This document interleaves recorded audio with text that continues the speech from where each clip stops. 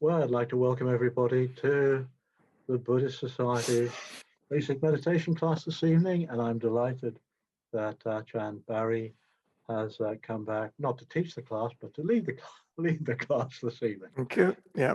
It's I'm sure many of us have heard you before, met you before, but in case you haven't, gosh, Barry is a I was going to say a long-time practitioner. He's a long-time member of this class, actually. He goes way, way, way back. And he's been heavily into Zen training and also in the Thai forest tradition of Theravada. And now that's been as a monk. And he's no longer a monk. He is solo, a solitary, what the word is, practitioner. How about that? And we're delighted you're here. And over to you, please, for this evening. Thank you, Colin. I'd like to welcome everybody. I'll do a small introductory chant to start paying homage to the Buddha Dhamma Sangha. Namo tassa bhagavato arahato samma sambuddhassa. Namo tassa bhagavato arahato samma sambuddhassa. Namo tassa bhagavato arahato samma sambuddhassa. Buddham namam sangham namasami.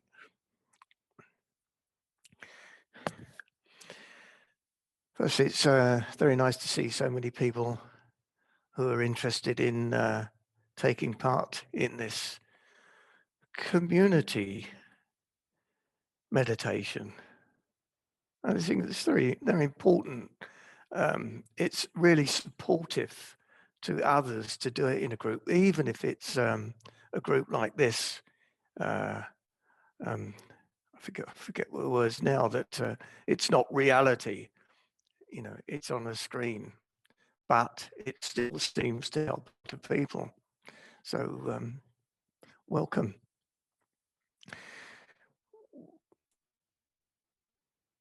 There was a question sent to me, which was, correct me if I'm wrong, Colin, something like, is there a place for something other than Colin, can you read it out? You're muted. Mute? Yes, I think I'm unmuted now. Yes? Yeah. Okay. Well, I think it'd be quite nice if the person who asked it was here, so that I didn't have to stumble along doing this. And if anybody is here, if they could, anyway, I'll give this a shot. And so this is a question which was left over from last week when Richard Bober took the class and ran out of time. So I've got it down as something like this. Is there a place in meditation to be in a space for awareness of something other than the breath? So being aware of something other than the breath. And I hope I've done justice to the question. My apologies if not. If the questioner is around and would like to correct me, I will not be upset at all. In fact, I'd be delighted, but I don't think they're there. So Barry, can you? Yes. Yeah. In fact, whether it's the question or not, it's a very good question, because my emphasis or my encouragement is always to bring your meditation into your every action, every working situation, every position, the 4 positions: standing, walking, sitting, lying down. There's no reason not to bring our meditation into this. So the mindfulness of the breath is a very useful practice, but it needs to, practicing that, you need to see from that there is a letting go of this idea of a separate self. There's not really a lot of good in just practicing it until we're good at it, but we need to realize the insight we get from doing these practices. Once we get to see the results of being with the breath, knowing the breath, following the breath. Once we get to see the results of that, we start to see that result can be taken into any situation, because the result is bare attention, awareness, bare awareness, consciousness. Now, really, through these meditation sessions that we do, or you do at home, to look, to see, to ask yourself inwardly, well, why am I doing this? Am I doing it just to be good at following the breath? Am I doing it to be a good mindfulness practitioner, which is slightly at odds with the way that I would see mindfulness? Am I doing it to become enlightened, to become wise, to become nice, to become happy? Know why. And I think you'll find the why is to let go of this separate self, to see through this illusion, this illusion of samsara, of suffering, this illusion of the world we create, how we interpret everything through our conditioning instead of seeing things as they truly are. So yes, there's every opportunity to bring that form of practice, whether it's mindfulness of the breath, mindfulness of walking, to bring that into your every moment, to learn that the present moment is where you have the opportunity to see how it is with the cessation of suffering, the dropping of the self, even if it's just for a second, 2 seconds. The more we do this, the more we practice, the more we want to do it until it becomes the norm.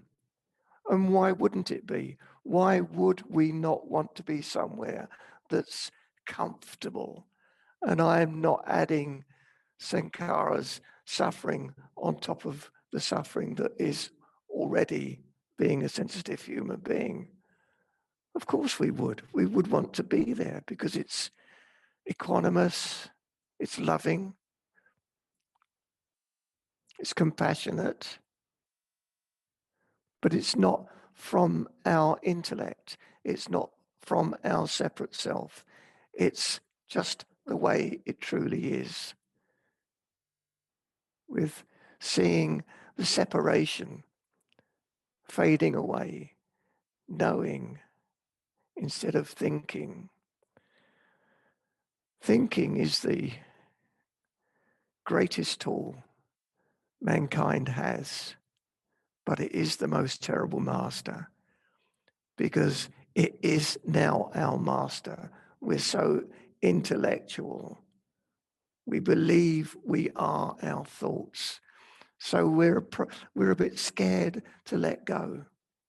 But through a constant mindfulness, bare attention practice, we learn to trust that place that is free and at ease. It responds, it doesn't react. But it is a case of learning to trust that, learning that if I'm out of the way, I'm not going to fall apart.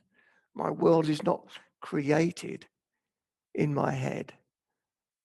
There is a world, and I'm not separate from it. But it's not full of my views and opinions. So what I normally do is I like to do guided sweeping meditations, taking you through the body bit by bit. The reason I like to do this is because instead of trying to stick to one particular object, say the breath or feelings or whatever, it's a little bit oppressive. because it's hard to do. Yet shifting the awareness from the top of the head to the face, in that moment, there's an opportunity to see that place of no thing, or that place of knowing, true knowing. And sometimes I'll say, be aware of the fingernails. We can't be aware of the fingernails. What would probably happen, there'll be a projection, but don't project. Don't make a picture. Just what is important is that we see how the mind is when it stops. It's not dumb or stupid. There's an open, spacious awareness. So taking you through the body, as I say, the part of the body is not important. It's how the mind is when we shift it to that, around that place. Even if you can't be aware of it, you can be aware of that quiet place. So sitting in a reasonably comfortable posture, a posture that's, it's not always possible to sit in a cross-legged or completely upright posture. It doesn't really matter. What matters is that the posture you have, whether it's in an armchair or whatever, is at least allowing some awareness. So when the mind starts to wander, which is its nature, it's not a problem. It will do that. It's neither here nor there. The only thing that is important is you notice it and just return to the body. So in a reasonably upright posture,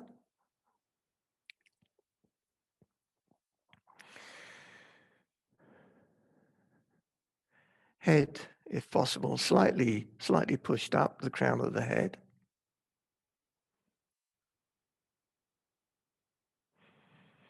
And just becoming aware of the stopping.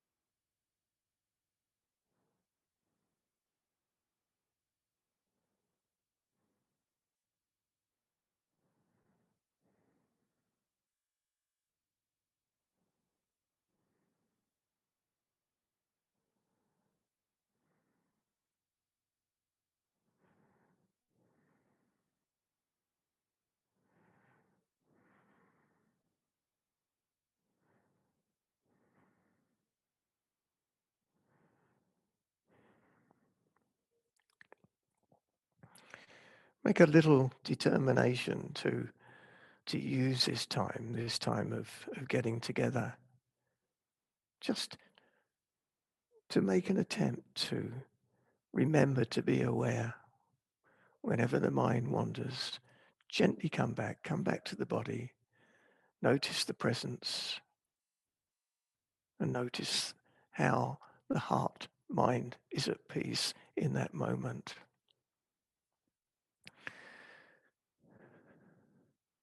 So becoming aware of the top of the head.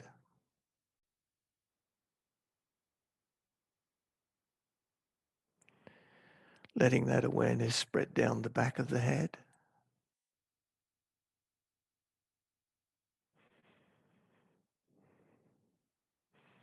And becoming aware of the sides of the head and the ears.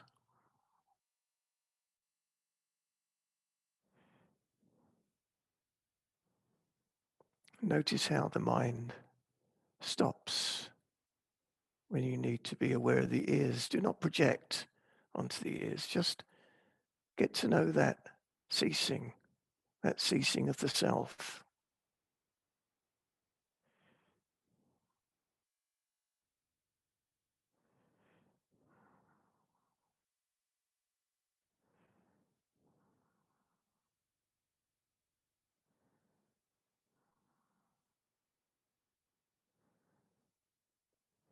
So becoming aware of the face, the forehead,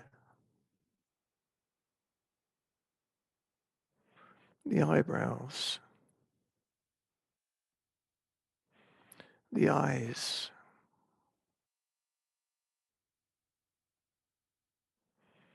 the nose, the nostrils,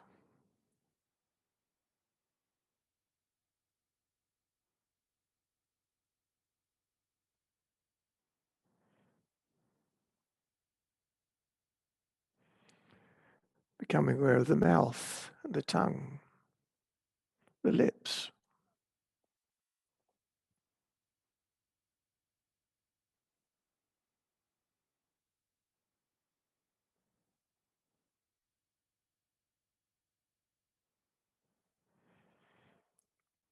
and the chin.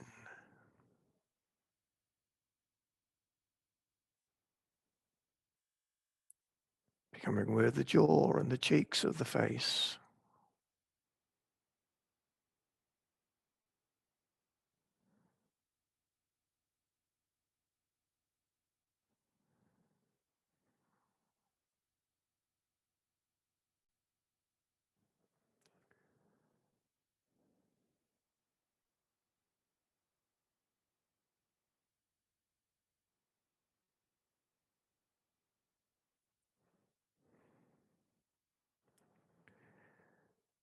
Now bring into your consciousness, your awareness, your mindfulness, the whole of the face and the whole of the head.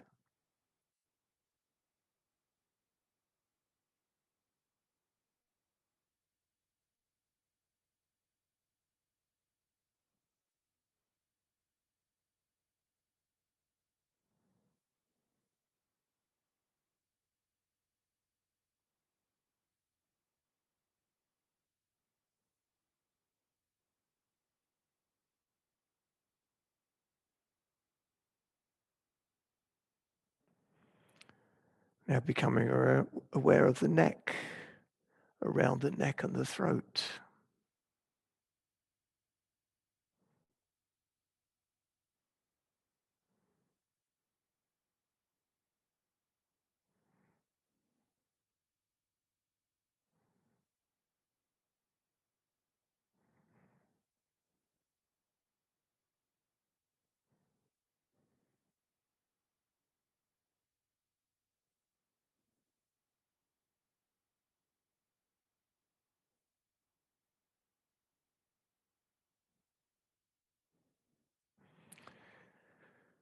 Now letting that awareness to spread down into the shoulders.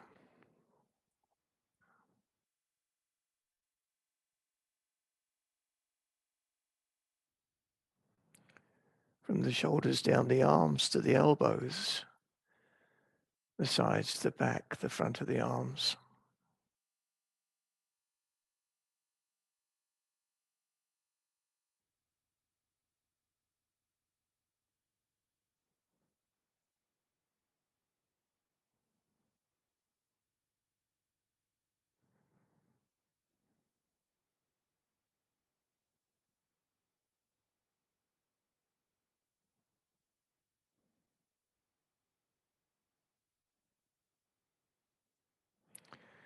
And becoming aware of the forearms from the elbows down to the wrists.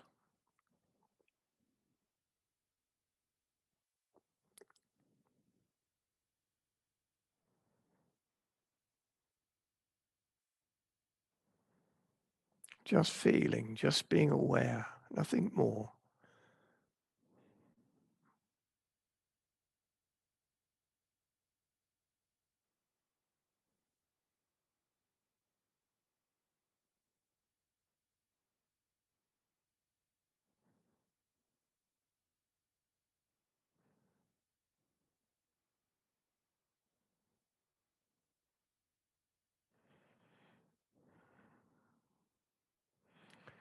Now becoming aware of the hands, the back of the hands, from the wrists down the back of the hands, sides of the hands, the knuckles, the fingers, the joints of the fingers, the tips of the fingers, and the fingernails. not projecting, just being aware.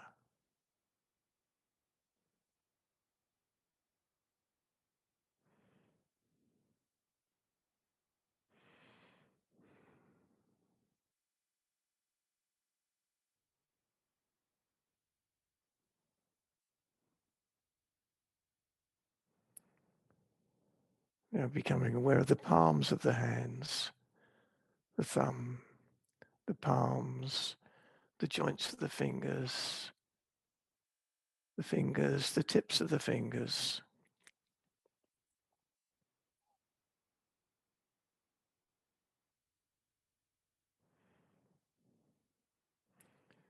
Now bring into your awareness, your consciousness, from the tips of the fingers to the shoulders, to the neck, the head and the face, and just noticing how it is to be present in this moment.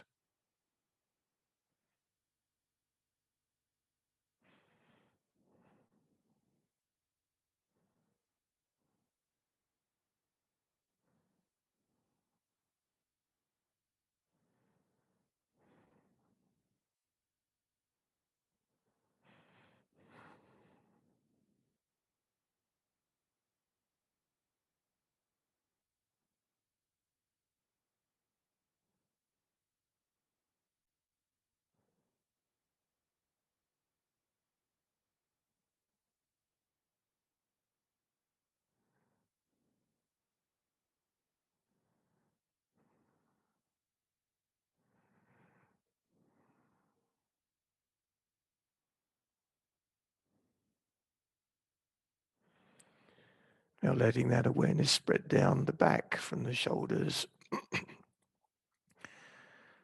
down through the shoulder blades, the sides of the trunk,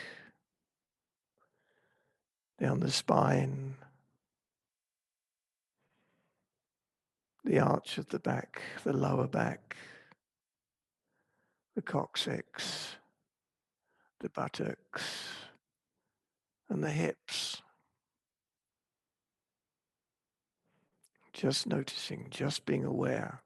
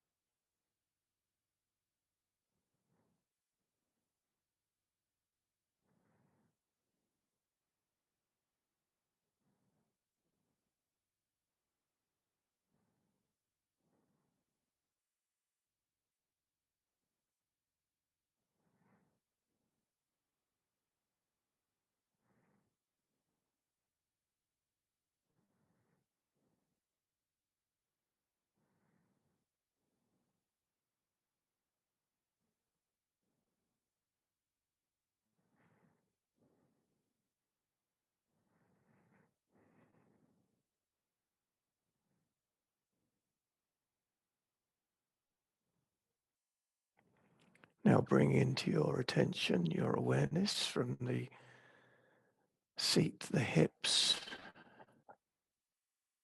the back, the shoulders, the hands, the arms, the neck, the head and the face. Just bringing that into awareness.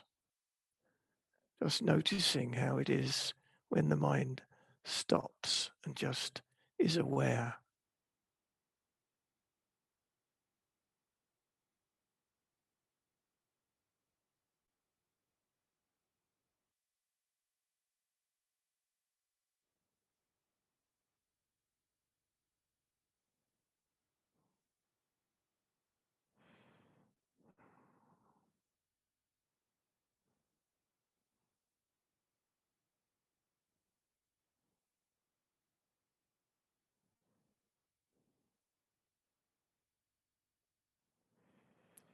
Whenever the mind wanders, just come back, gently come back with loving kindness.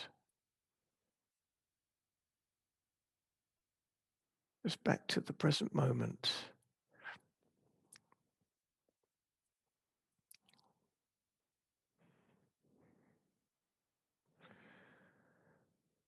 So now letting that awareness spread down from the shoulders, down the chest, through the rib cage,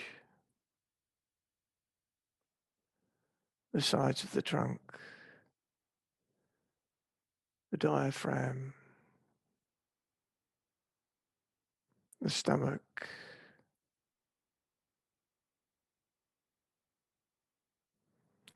the solar plexus, the belly, the navel, the intestines, the groin, and the hips.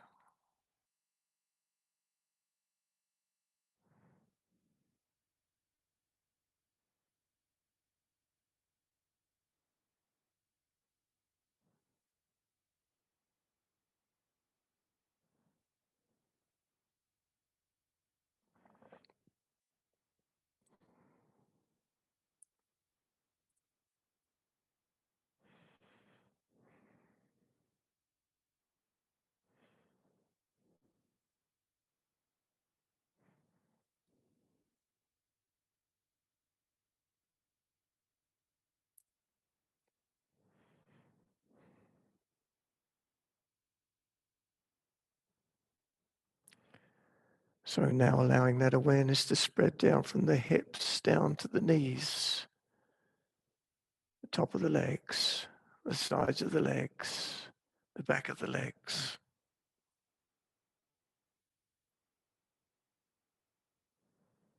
Just being aware, just noticing feelings, not interfering with them, not grasping them, not trying to get away from them.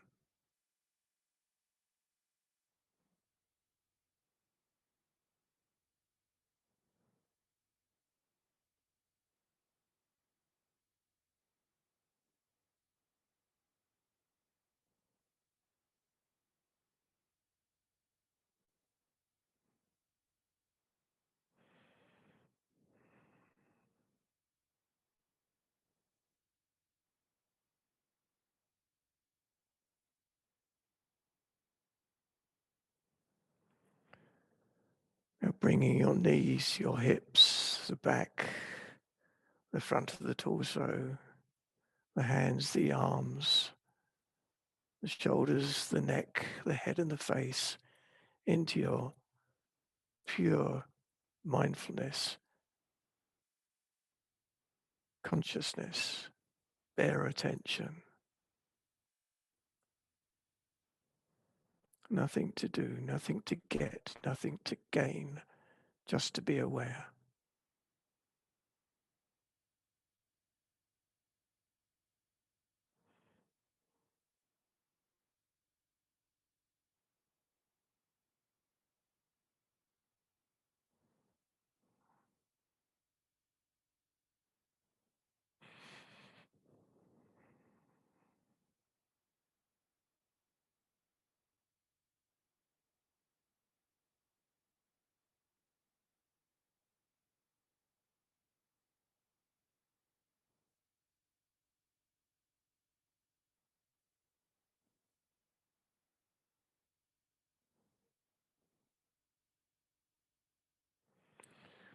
So now allowing your consciousness, your awareness to spread down from the knees, down to the ankles,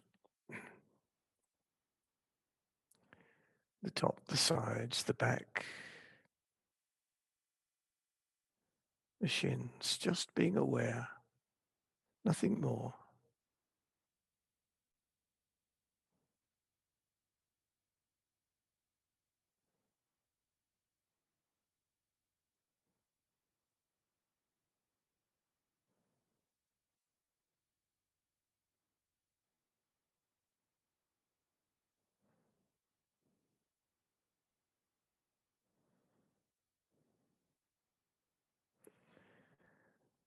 So now being aware from the ankles down the top of the feet, the sides of the feet, the toes, the joints of the toes, the tips of the toes and the toenails.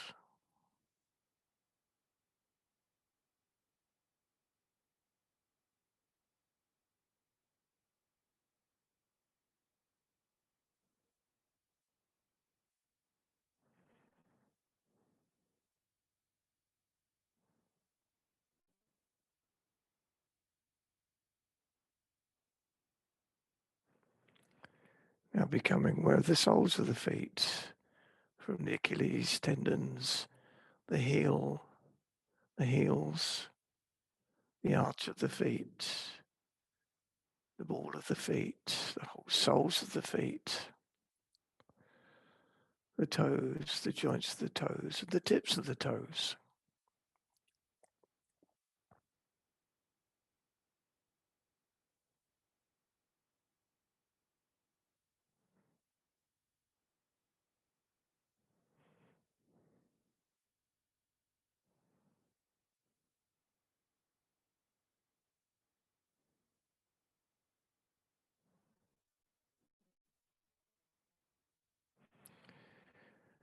Bring into your attention from the tips of the toes to the top of the head, the whole of your body, your hands, the arms, the face.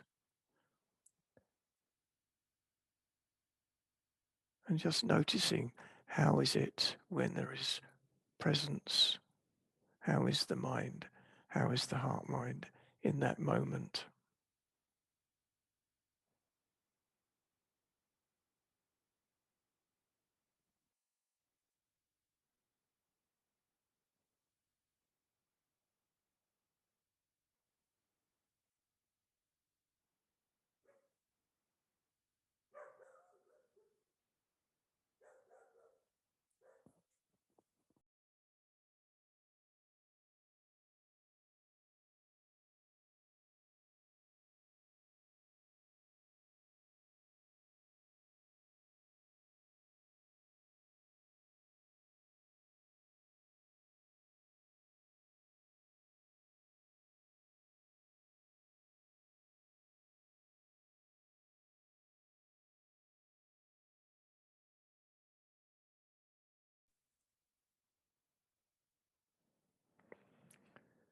So noticing the breath,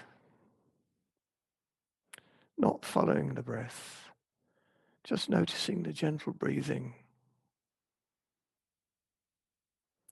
And noticing how is it in that moment of awareness.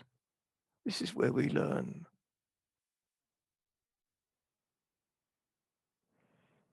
Noticing the sounds, not going out to the sounds, not clinging on to them, not judging them, just letting them come and go.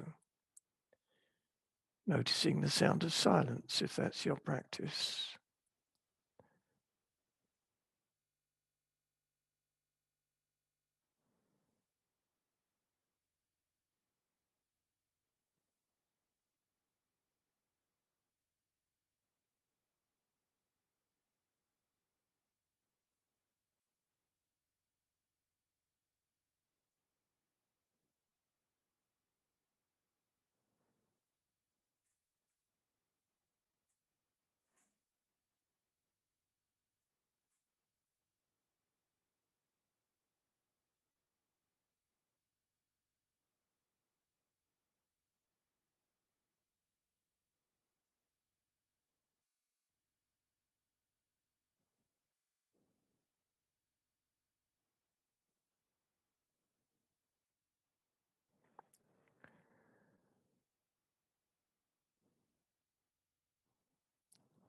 So I'll ring the bell or gong the gong in a short while.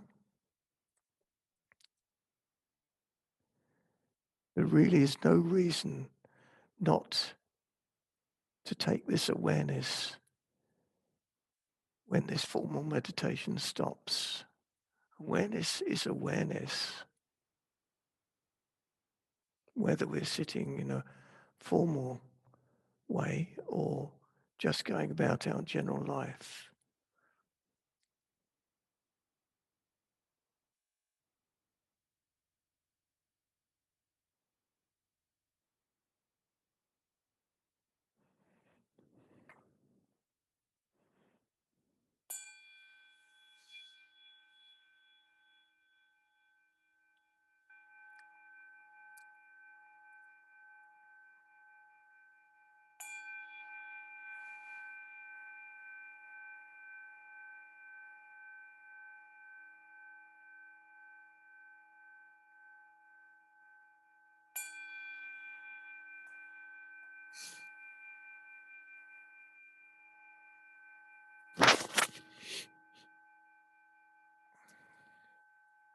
So please relax your postures or whatever if you need to. We'll just break for a couple of minutes. I hope people are getting what I'm trying to encourage, to look at that, how it is when we are present, when we're back to this moment, noticing how the mind stops. But this, generally, we dismiss this as being a bit dumb or stupid because we don't trust it. We're basically control freaks, and we just do not trust our intuition. But I think it's a case of there's nothing wrong with our intellect. But the trouble is it's taken over. It's a complete master. Nothing wrong with it. But we need to learn to know our intuitive side so as to balance the intellect with the intuition. It's not about one thing or the other. It's not about stopping thinking. So many people work so hard at trying to stop the thinking. Well, I mean, we cannot fix the problem with the problem. We continually think we are the ones that are going to solve this problem of suffering. But that is the problem. So let's look somewhere else. Let's look in that place of,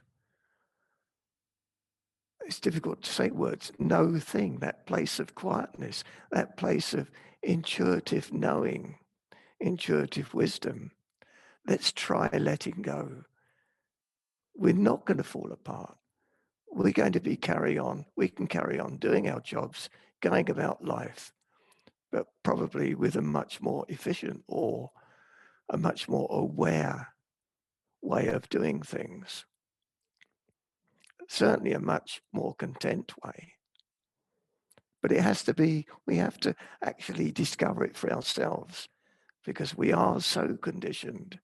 We just do not seem to want to let go of our ego, our self. I mean, the foundation of Buddhism, anicca, dukkha, anatta, there is no self. There is no permanent self, no core self. So let's approach it from a different direction. Approach it of knowing that, and then the teachings, the formal teachings, start to slot together like a jigsaw. We start to see the big picture instead of grasping these teachings and trying to put them into action.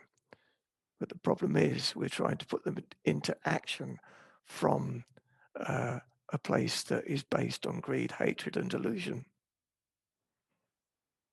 of a separate self.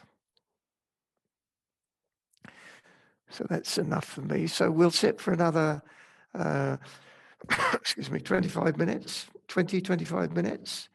I'll promise to be a bit quieter this time.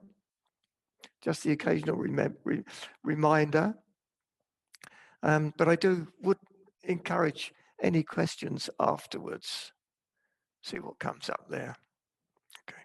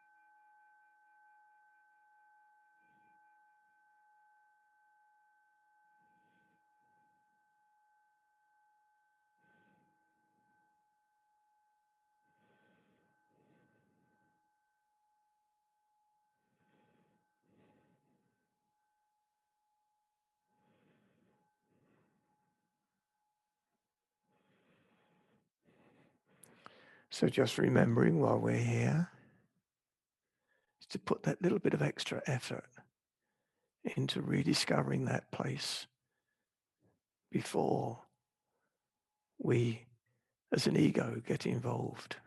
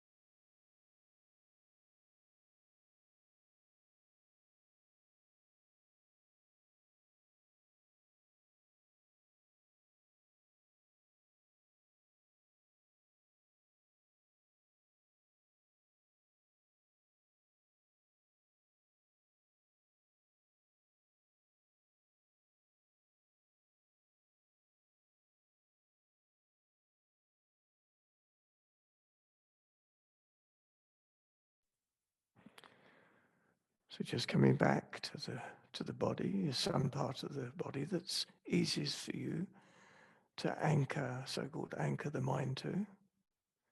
Just the easiest to be aware of. Or it could be aware of the breath, you could be aware of the breath, or whatever. If it's physical or practical, it's normally easier because it is just the way it is.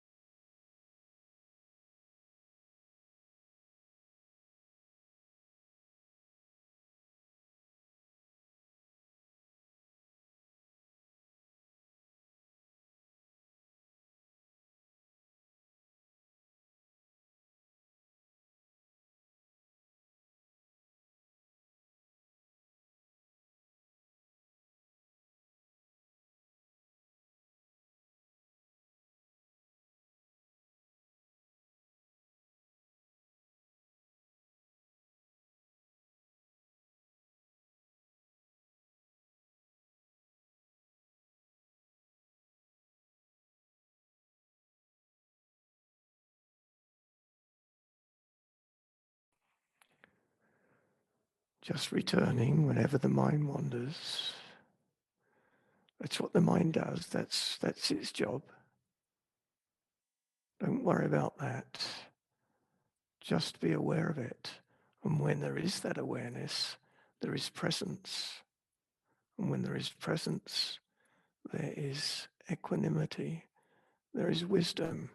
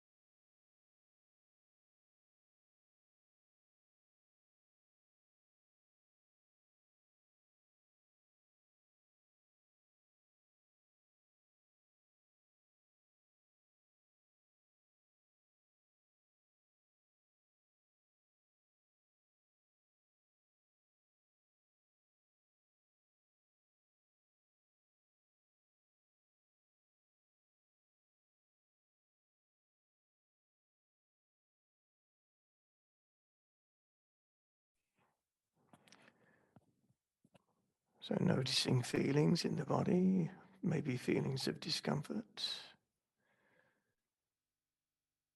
Don't react to them by just moving, but look at them.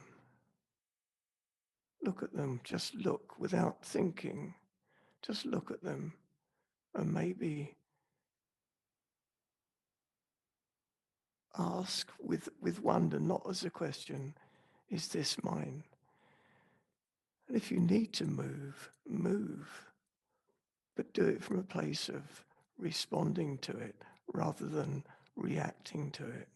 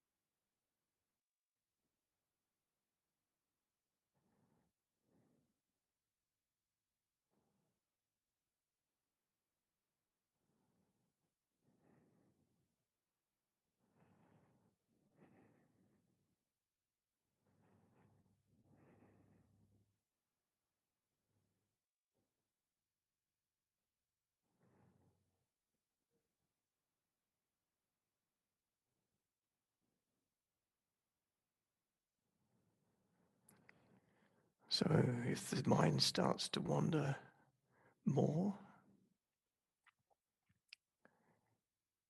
just perhaps add a little bit of energy into the body, not to control things, but just to help with the awareness, to be aware, just to come back, and just to notice how it is when we return to the present moment.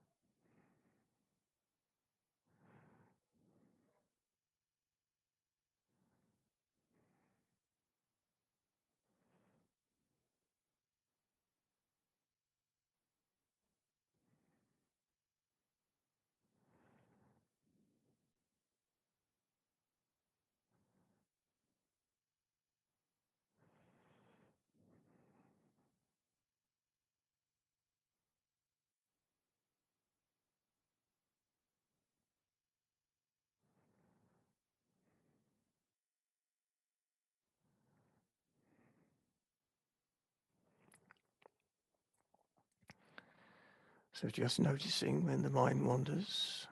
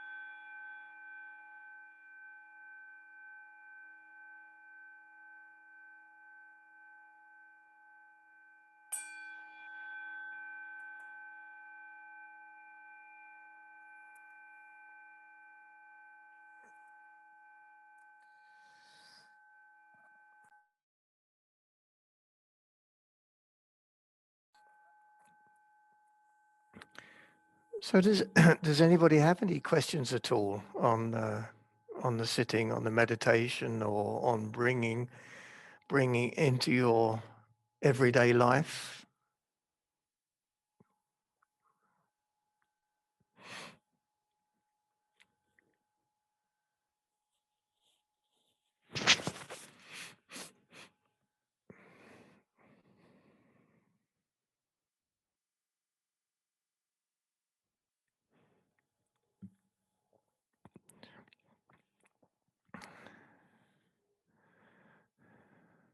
Please do ask if you have any questions, because it's so helpful to everybody, basically, because we all have more or less the same questions.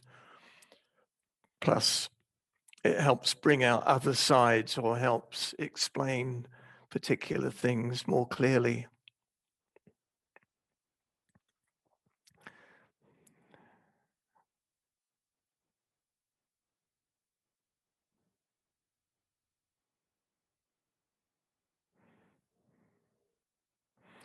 But even now, just, with the stopping of the formal meditation, just notice, how is it? How is it when we're just sitting quietly, not doing meditation, but being meditation, being meditative? How is it?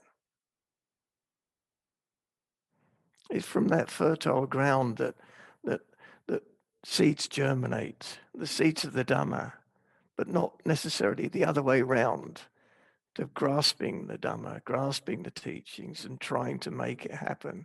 This is just me in control. But looking from the other, from the intuitive side, and then those teachings really do start to germinate. They start to become insights, not just thoughts about how it should be done or how I can get through this and go to a place of nibbana or nirvana where I'm sort of ethereal with no worries, looking down on all those people who are suffering. I'm joking here, but we do tend to do this. We do tend to look at it as a way to improve ourselves. But it's about letting go of ourselves. And once that's seen more and more clearly, more and more regularly, there is a real fruition of the practice, a real, it's a manual. The teaching is a manual that is pointing the way to the end of suffering. And that doesn't mean to say we're floating around on clouds. It's my favorite Indian saying is, pain is compulsory, but suffering from pain is optional. Suffering is compulsory. We're human beings, but suffering from suffering is optional. We don't have to add on. We don't have to add sankharas to our problems, which are probably molehills, but we turn them into mountains. And when they are mountains, they're much easier to be with, to understand, not to be sucked in, drawn into it. But we do need to trust that place of letting go. And it's I say, people say, oh, no, it can't be. I say, this is really, the practice is actually really, really simple. All we have to do is to remember to come back to the present moment and look with awareness to see how it is. And that is simple. But the point is, our conditioning is so strong, our views and opinions are so strong, we actually don't want to let go of that. We don't want to let go of ourselves. But through the continual coming back to the present moment, coming back to awareness, then we start to see how it truly is. And then, as I've said before, why on earth would we want to be anywhere else? Why would we want to walk on hot coals when we finally got to discover how it is to walk on the cool, damp grass?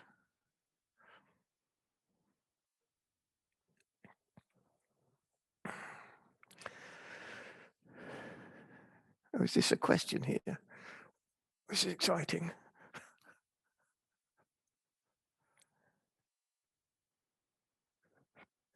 I didn't quite get that, Naomi.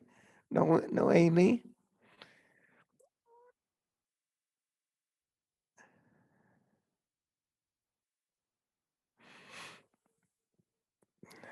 Yeah, I didn't quite read all of that message.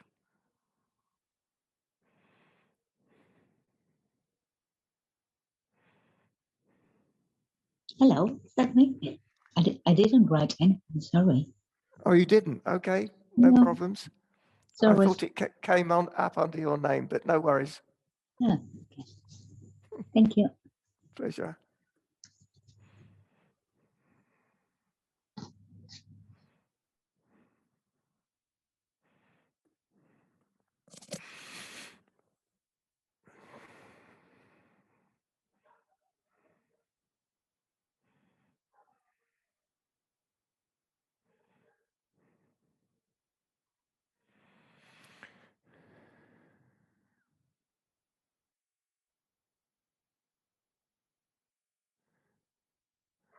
Is this a question for me?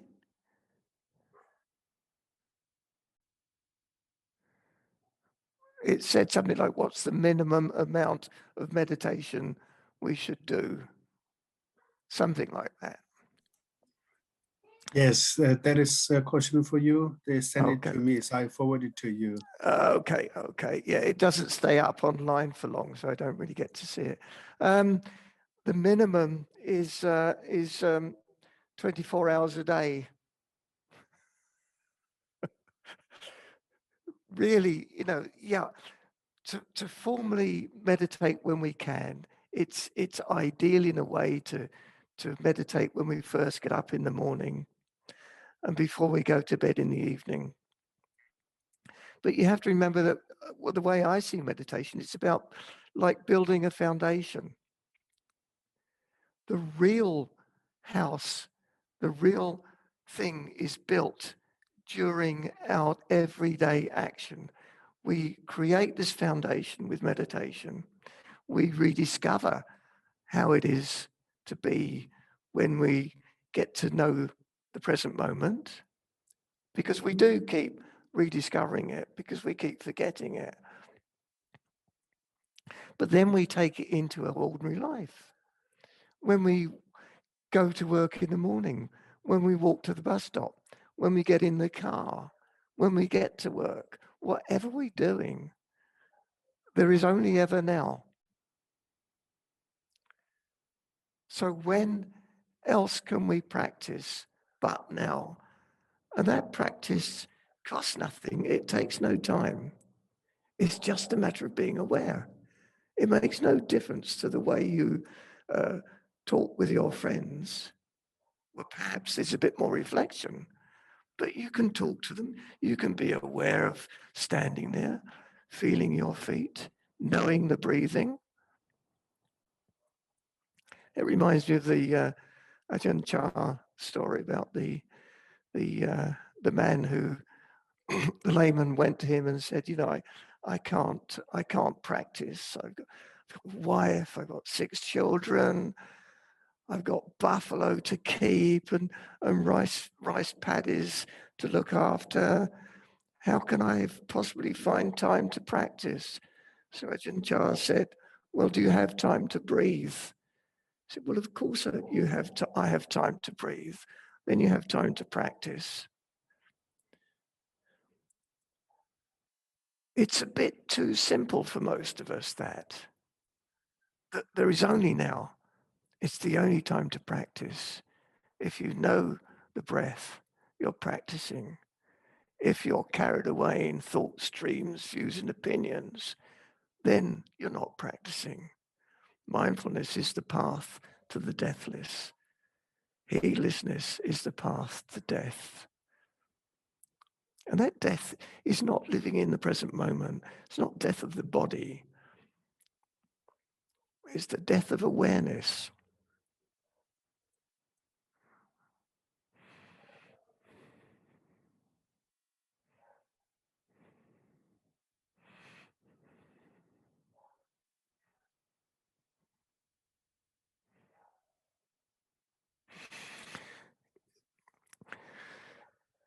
Is it okay? I think that was, is it okay to meditate on the body?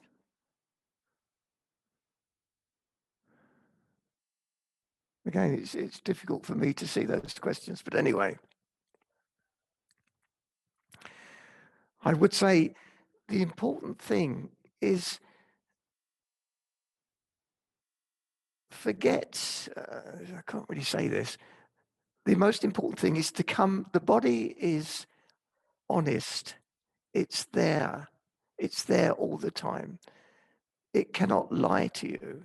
The mind will generally try and trick us. Mara is brilliant. There is no trick that Mara doesn't know for fooling us.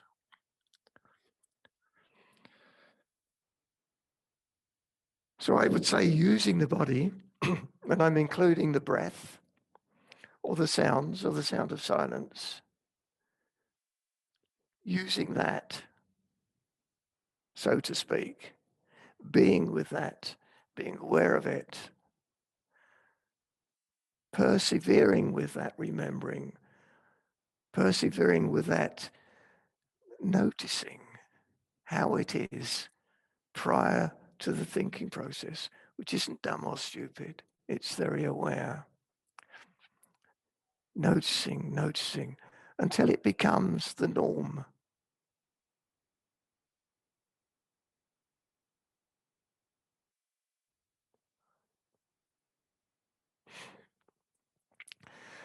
That was something like, what do I do if the thought of my suffering comes to mind all of the time?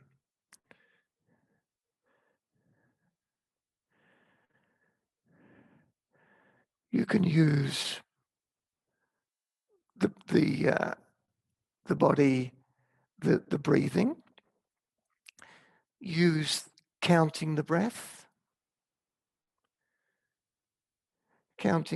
up to 10, but not in a sense that I need to get to a number, but every time on the exhalation, maybe get to 2 and the mind wanders. It's not relevant. What is relevant is that we are aware. We're aware of when the mind wanders. So using these different techniques, different upayas, skillful means, putting extra energy into the body. Practice walking meditation. If you can't do it formally, when you walk to the bus stop or wherever, make it more physical. Sometimes we can sit down and thoughts, the obsession comes up and it won't seem to let go. You just sometimes really have to just look at it without certainly not trying to stop it, get rid of it, but just look at it, just be with it. See how that helps. Try different things. Try counting the breath. Try sweeping the body. Try becoming aware of different parts of the body. Try just listening, intently listening, without downloading the sounds. Try different things, but don't try to get rid of the thought pattern that's assailing you. You have to let go, and then those tram lines that are in the mind will start to close up. But we mustn't add petrol to the fire by trying to get rid of them, trying to solve them.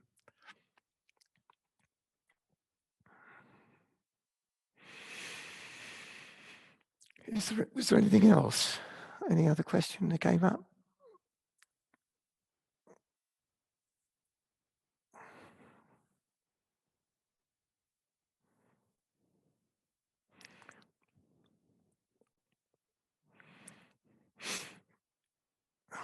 What's this here?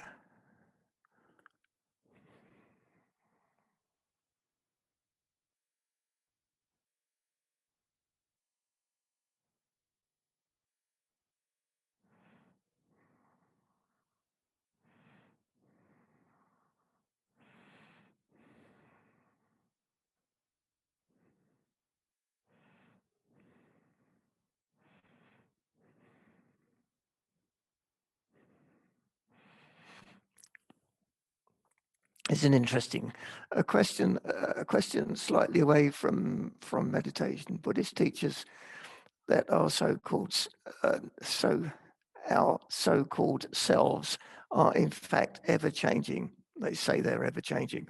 However, everybody I know, even many Buddhist monks, seem to have their own personalities and characteristics, and this seems to be solid and continuous throughout their lives.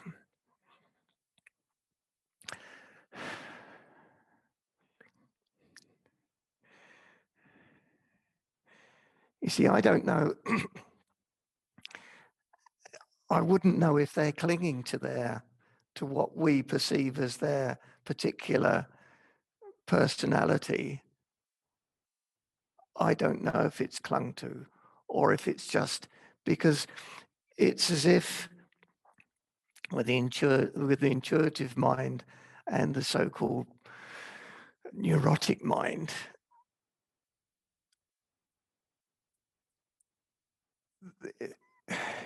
you get to know, the intuitive mind gets to know the game that's going on. Now, once it knows that game, it needn't take part. The game carries on because that's what society, that's how we are in society, how we are with each other. But knowing that true place of wisdom, of intuition, we function from that. So yes, of course, you'll see somebody else with a strong personality or a peculiarity or whatever. But I don't know if they believe in that. If that makes sense. Perhaps they're completely free of it. Yet, through their conditioning, that's the way they are.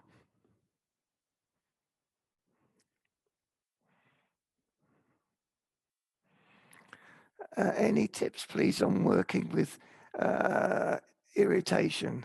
The questions from Severin.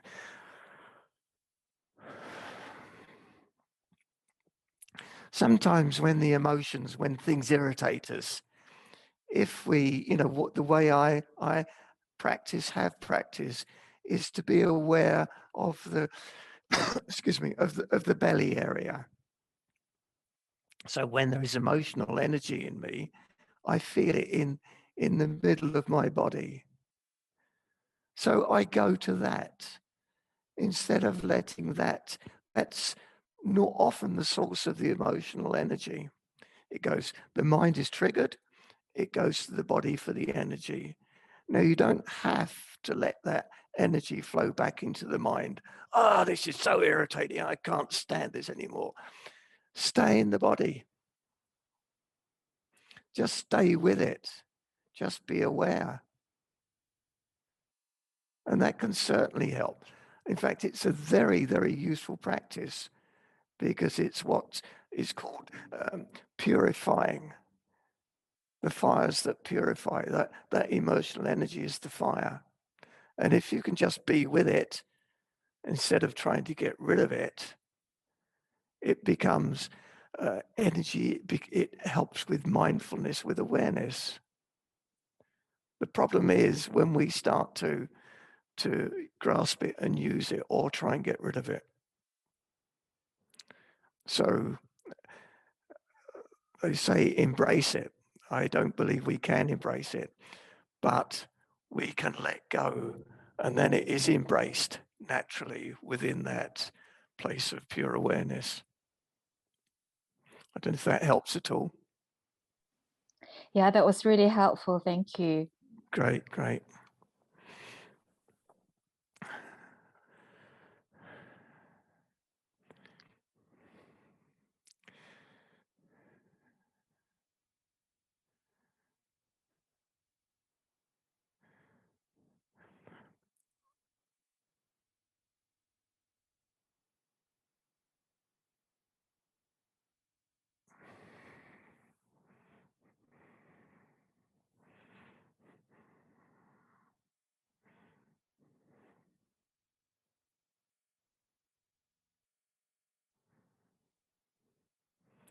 So again, using this moment, this quiet moment of just waiting to see if anybody's going to ask a question or is going to finish soon.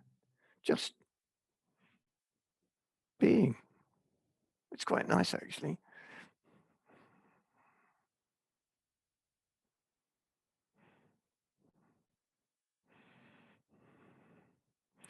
I like what you said about using your intuition. Could you say a bit more about it?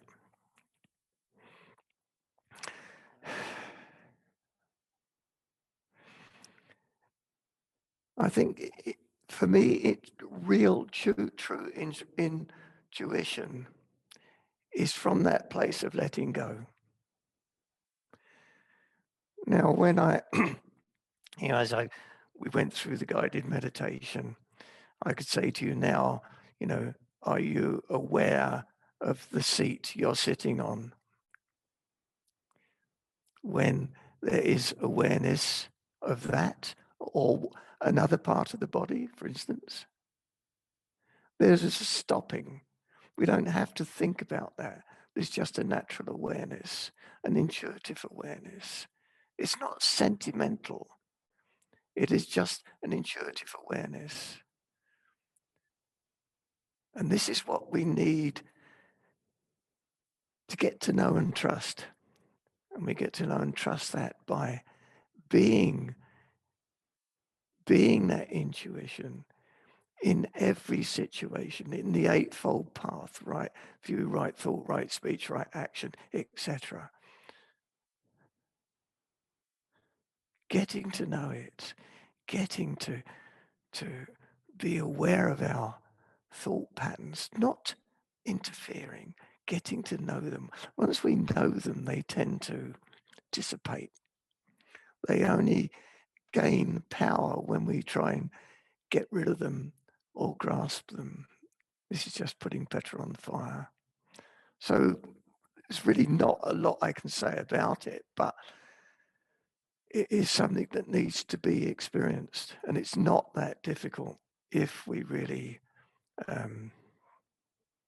persevere, so to speak, by just remembering to come back to the present moment and noticing. So I think we're nearly there, Colin, are we? Yeah, I think so. And thank you very much for leading the class this evening, Barry. That's been great. And the good news is that you will be back here on March the 25th, which is the last Thursday in the month. And before we begin the class, I'm very pleased to say that Ajahn Barry kindly said that he could keep doing what he does so well, which is coming back to the Buddhist Society on the last Thursday of every month. So that's really good. I don't know, it's been great this evening. Thank you very much indeed. And I think that's, I mean, if there are any other questions, we could keep things going a little bit longer, but 8 o'clock in wherever we are, London, I guess, is 9 o'clock wherever Ajahn Barry is, which is somewhere in Spain.